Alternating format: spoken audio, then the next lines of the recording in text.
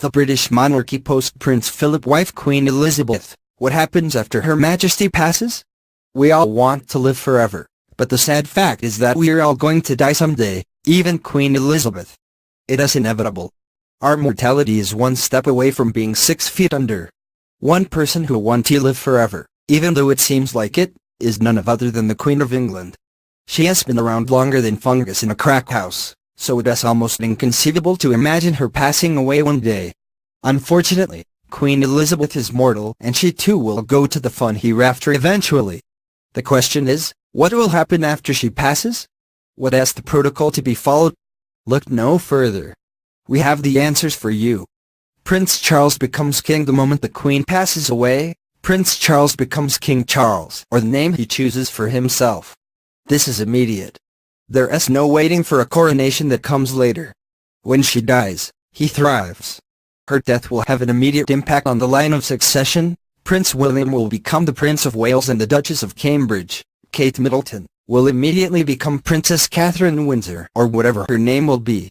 The news will break only after she passes. As with all things good and sad, the Queen's passing will not be world news immediately.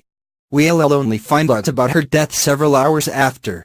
Sir Christopher Guide, the Queen's private secretary, will have the task of sharing the news with certain important members, that is the Prime Minister. Once this is completed, the 15 nations still under UK control will receive the news via wire. Then, when all is said and done, the remaining 36 Commonwealth nations will be informed. No one will know. It won't be passed along via social media. This information would be so sensitive that not even a curious George could penetrate it. After everyone is informed, Buckingham Palace would post an official notice on the gates of the palace. The news will take the world by storm. A coded sentence will be used to inform news agencies across the globe.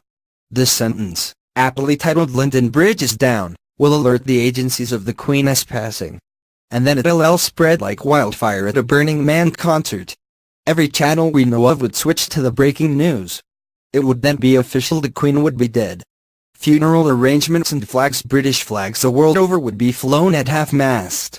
This indicates a time of mourning and respect for the Queen's passing. 10 days will pass before the Queen's official funeral. Her body will be transported to Buckingham Palace, allowing family and friends to properly grieve her passing. Her body will then be taken to State Hall, where she'll lie in state, where members of the public could pay their respects. On the 10th and final day, Queen Elizabeth will be transported to Westminster Abbey for the official state funeral. Dignitaries from all over would be in attendance. After the Queen passes, how the world would change. Queen Elizabeth's passing will usher in a new epoch of royalty.